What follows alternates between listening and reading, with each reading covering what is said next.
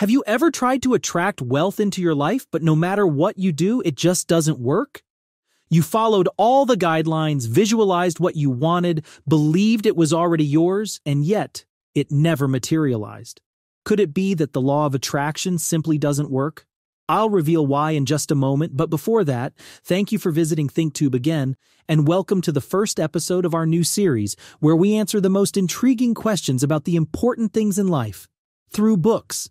Now keep in mind, I won't necessarily read in order or cover full chapters. Instead, I'll share excerpts that directly address the question at hand. So why can't you manifest abundance? Make sure to listen until the end to understand all the reasons why you might be struggling to attract the wealth you desire. Many people fail to impress thinking substance because they have themselves only a vague and misty concept of the things they want to do, to have, or to become. You must form a clear and definite mental picture of what you want.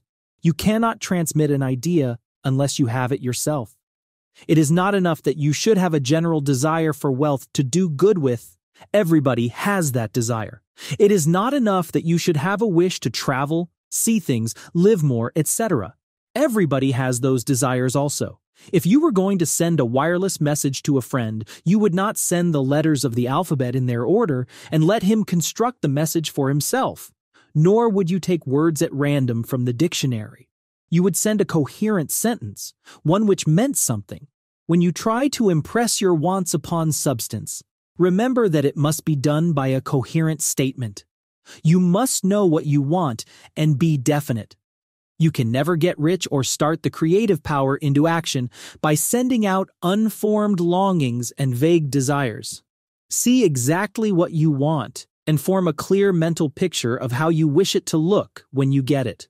That clear mental picture you must have continually in mind, as the sailor has in mind the port toward which he is sailing the ship. It is not necessary to take exercises in concentration, nor to set apart special times for prayer and affirmation, nor to go into the silence, nor to do occult stunts of any kind.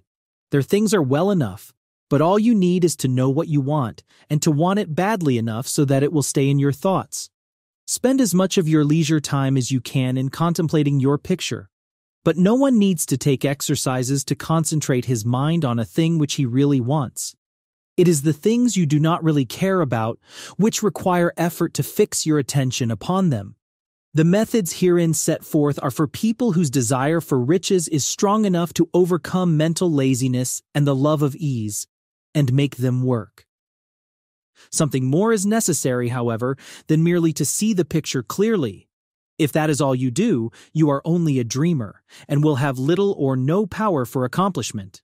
Behind your clear vision must be the purpose to realize it, to bring it out in tangible expression. And behind this purpose must be an invincible and unwavering faith that the thing is already yours, that it is at hand, and you have only to take possession of it. Live in the new house mentally until it takes form around you physically. In the mental realm, enter at once into full enjoyment of the things you want. Whatsoever things ye ask for when ye pray, believe that ye receive them, and ye shall have them, said Jesus. See the things you want as if they were actually around you all the time. Make use of them in imagination, just as you will use them when they are your tangible possessions. Dwell upon your mental picture until it is clear and distinct, and then take the mental attitude of ownership toward everything in that picture. Take possession of it, in mind, in the full faith that it is actually yours. Hold to this mental ownership. Do not waver for an instant in the faith that it is real.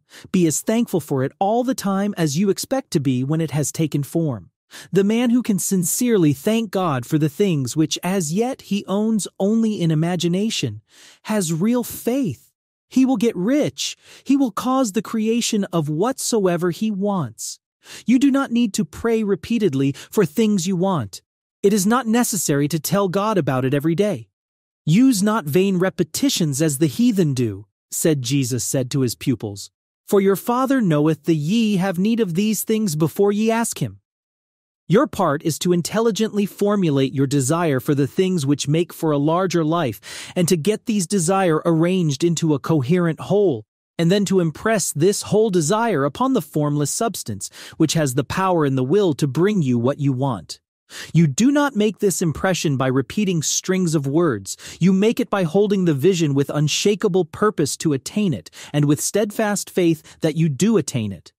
The answer to prayer is not according to your faith while you are talking, but according to your faith while you are working. You cannot impress the mind of God by having a special Sabbath day set apart to tell Him what you want and the forgetting Him during the rest of the week. You cannot impress Him by having special hours to go into your closet and pray, if you then dismiss the matter from your mind until the hour of prayer comes again. Oral prayer is well enough and has its effect, especially upon yourself, in clarifying your vision and strengthening your faith. But it is not your oral petitions which get you what you want. In order to get rich, you do not need a sweet hour of prayer. You need to pray without ceasing.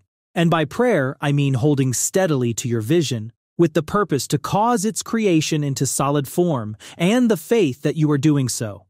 Believe that ye receive them. The whole matter turns on receiving once you have clearly formed your vision. When you have formed it, it is well to make an oral statement, addressing the Supreme in reverent prayer, and from that moment you must, in mind, receive what you ask for.